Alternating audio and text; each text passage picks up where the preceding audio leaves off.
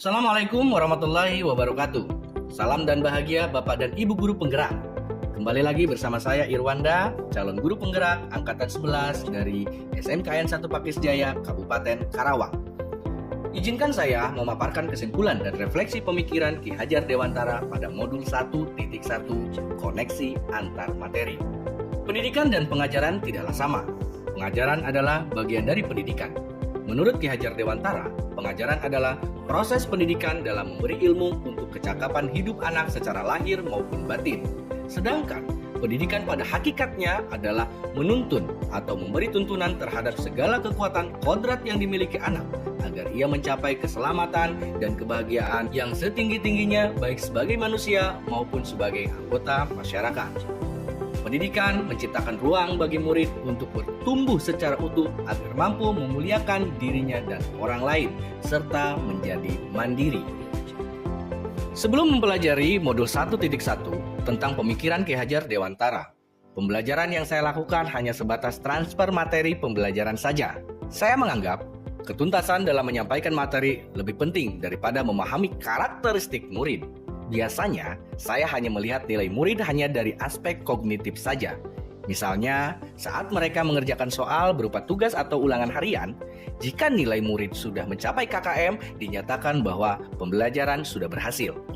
Selain itu, saya pun beranggapan bahwa murid hanya sebagai objek pembelajaran, sehingga pembelajaran terpusat pada guru atau menggunakan metode teacher center. Sebelumnya, saya tidak mempedulikan apakah murid sudah benar-benar paham dari apa yang saya ajarkan atau tidak. Karena fokus utama saya lebih ke tercapainya materi. Mengingat materi yang saya ajarkan cukup padat dalam setiap semesternya.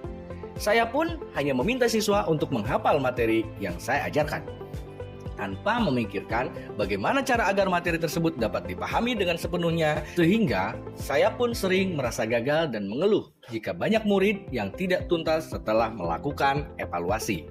Namun, setelah saya mempelajari modul 1.1 tentang pemikiran Ki Hajar Dewantara, saya menyadari bahwa apa yang saya pikirkan dan saya lakukan selama ini tidak tepat. Seharusnya, saya melakukan proses pembelajaran secara menyeluruh, bukan hanya aspek kognitif saja, namun juga afektif, psikomotor, spiritual, sosial, dan juga budaya. Murid bukan sebagai objek pembelajaran, melainkan subjek pembelajaran. Artinya, murid memiliki kebebasan berekspresi, mengemukakan pendapat, dan berkreasi sesuai dengan metode atau model pembelajaran dan media yang tepat. Guru seharusnya sebagai fasilitator dalam proses pembelajaran.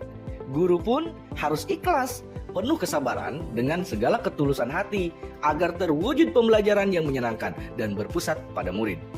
Selain itu, saya harus mempelajari karakteristik murid karena setiap anak dilahirkan unik dengan kelebihan dan kekurangannya masing-masing. Saya harus menghargai setiap karakter murid, memberikan kesempatan untuk mereka tumbuh sesuai dengan kodratnya. Yang dapat segera saya terapkan dalam pembelajaran di kelas antara lain merancang pembelajaran yang interaktif dan menyenangkan dengan melibatkan murid sesuai dengan metode student center. Berikutnya, saya akan menerapkan pembelajaran abad 21 sesuai dengan pemikiran Ki Hajar Dewantara, yaitu berpikir kritis, kreatif, komunikasi, dan juga kolaborasi dengan berpegang teguh pada konsep memerdekakan anak. Pembelajaran tidak lagi menuntut, tetapi menuntun. Karena tugas guru adalah memberi tuntunan atau arahan yang baik kepada murid. Berusaha menjadi teladan bagi murid baik dalam perkataan maupun perbuatan. Selanjutnya, saya harus mengenali karakter dan latar belakang murid dengan menjalin komunikasi yang baik. Semoga video ini menginspirasi bagi Bapak Ibu pejuang pendidikan. Salam dan bahagia Bapak Ibu guru penggerak.